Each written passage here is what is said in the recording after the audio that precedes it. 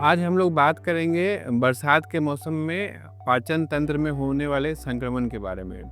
तो बेसिकली बारिश का सीज़न ऐसा है जिस टाइम पे इन्फेक्शन रेट काफ़ी ज़्यादा रहता है, खासकर पेट संबंधित इन्फेक्शन जो होती हैं। तो काफ़ी आप लोग भी नोटिस किए होंगे, काफ़ी कॉमनली गर्मी के टाइम में या बरसात के टाइम में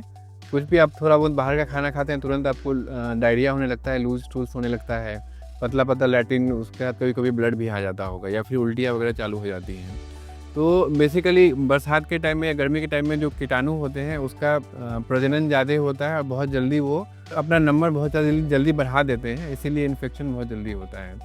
तो अगर आपको गैस्ट्रोएंटेराइटिस है, जैसे कि डायरिया अगर डेवलप करता है, तो आपको सिम्टम्स में पेट में दर्द हो सकता है जो कि मरोड़ की तरह पेन होता है। हो सकता है आपको बार बार पतला लैट्रिन हो रहा हो सकता है आपको बार बार उल्टी हो रहा, तो एक्यूट गैस्ट्रोएंटेराइटिस को बोलते हैं। तो ऐसे केसेस में आपको ये है कि तुरंत आपको अपने डॉक्टर से मिलना है, क्योंकि अगर मान लीजिए आप बहुत ज़्यादा डायरिया हो रहा है या बहुत ज़्यादा उल्टी हो रहा है, कुछ खा पी नहीं पा रहे हैं, तो इस केसेस में बहुत ज़्यादा डिहाइड्रेशन पेशेंट को हो सकता है और उससे फिर किडनी पे असर पड़ता है और जान का भी खतरा बन सकता है। तो टाइम रहते अगर ढंग से इलाज करवा लेंगे तो मेजॉरिटी पेशेंट 99% पेशेंट जो होते हैं एक सिंपल टैबलेट्स या फिर सिंपल दवाइयों के सहारे ही ठीक हो जाते हैं। दूसरे जो बीमारियां हम लोग बरसात के टाइम में देखते हैं, एक तो हेपेटाइटिस वगैरह हो गया, जैसे कि हेपेटाइटिस ए वायरस या हेपेटाइटिस ई वायरस, जो कि जिनका ट्रांसमिशन इसी गंदे पानी या गंदे खाने से होता है, वो भी काफ़ी कॉमनली मिलता है। तो उसमें क्या होगा, बेसिकली आपको बहुत ज़्यादा थकावट होगी, बुखार आ सकता है, जॉन्डिस या पीलापन जो बोलते हैं पेशाब का या आँख का पीलापन, ये होगा, बहुत सारी उल्टियाँ भी हो सकती हैं। तो अगर ऐसा कभी भी सिम्टम हो आपको बरसात के टाइम में, कि जैसे मान लीजिए आपको भूख नहीं लग रही है, उल्टी हो रहा है, पेशाब पीलापन हो रहा है, आँख पीलापन हो रहा है, तो तुरंत आपको डॉक्टर को दिखाना है, क्योंकि हो सकता है हेपेटाइटिस ए या हेपेटाइटिस ई का इन्फेक्शन हो, जो कि होता सेल्फ लिमिटिंग है।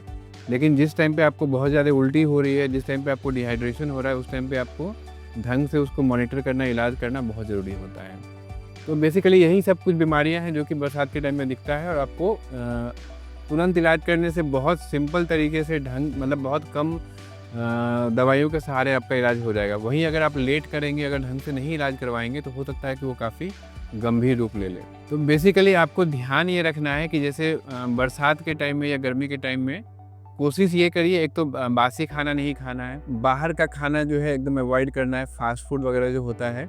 वो सब अवॉइड करना है, ठीक है। मसाला कम लेना है, लाइट खाना खाएं, प्लस अपने आप को हाइड्रेट करके रखें, मतलब जैसे कि छाछ वगैरह हो गया, लस्सी हो गया, दूध हो गया, पानी, नारियल पानी, जूस, ये सब लेते रहना है, ठीक है। इससे आपका जो है,